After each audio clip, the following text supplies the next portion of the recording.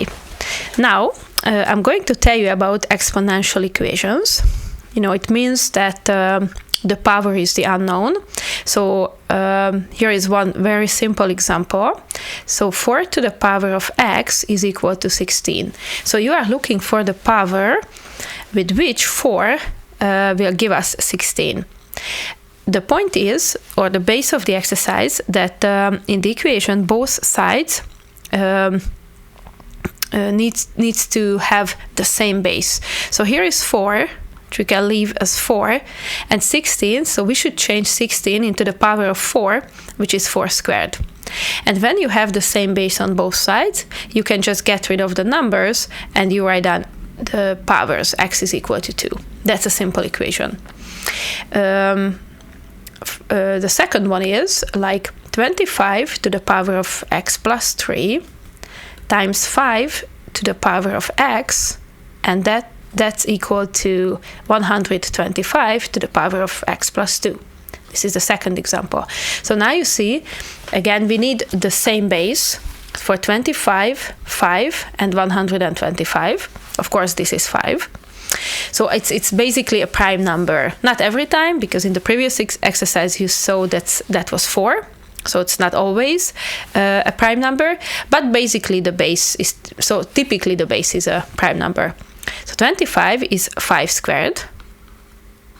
So 5 squared to the power of x plus 3 times by 5 to the power of x. We don't need to change that because it has the base which we wanted. And 125 is 5 to the power of 3. If you are not sure of the powers of a certain number, you can just use your calculator and you will find the right power.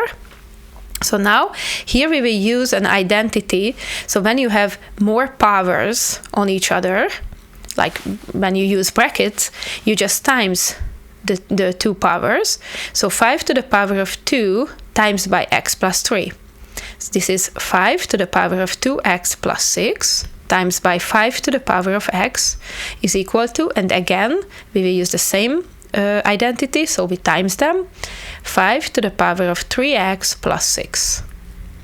Okay, so now on the left there are two power forms.